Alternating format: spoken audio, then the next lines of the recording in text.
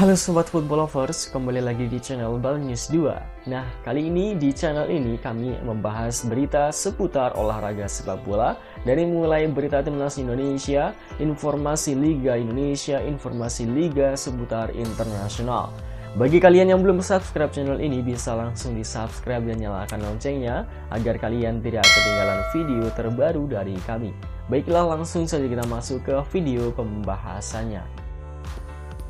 Resmi, rampung tepat waktu 3 pemain naturalisasi ini dijamin perkuat timnas Indonesia U20. Direktorat Jenderal Administrasi Hukum Umum yaitu Cahyo Rahadian Muzar memiliki keyakinan bahwa proses 3 pemain naturalisasi akan rampung tepat waktu.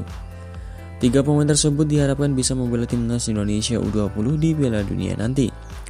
3 pemain yang dimaksud adalah Justin Hubner, Ivar Jenner, dan Rafael Struijk. Ketiga pemain itu sedang menunggu proses naturalisasi mereka rampung untuk bisa membela timnas Indonesia U20 di Piala Dunia. Sejauh ini proses naturalisasi mereka sudah disetujui oleh Komisi 10 dan Komisi 3 DPR RI. Kini 3 pemain tersebut akan menjalani proses sidang paripurna yang rencananya digelar pada hari ini Selasa 21 Maret. Cahyo Rahadian membeberkan lebih lanjut tahapan-tahapan yang akan dilalui Justin Hubner, Ivar Jenner, dan Rafael Struijk hingga nantinya mereka resmi menjadi warga negara Indonesia. Sebuah penantian yang sudah sangat ditunggu oleh ketiganya. Cahyo Rahadian juga menegaskan pihaknya akan terus mengawal proses naturalisasi 3 pemain tersebut agar tidak mangkrak. Mereka menegaskan bahwa koordinasi dengan kementerian maupun lembaga terkait sangat diperlukan agar proses naturalisasi berjalan lancar.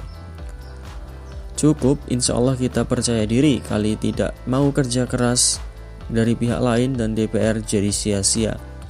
Tentu kami sudah koordinasi dengan kementerian lembaga terkait, ini sudah keputusan pemerintah saat mengajukan nama-nama ini untuk dinaturalisasi. Jadi pemerintah sendiri sudah siap dengan tahapan-tahapan yang harus dilalui dan tentunya tanggung jawab dari masing-masing kementerian lembaga. Lalu bagaimanakah pendapat kalian? Silahkan tulis di kolom komentar.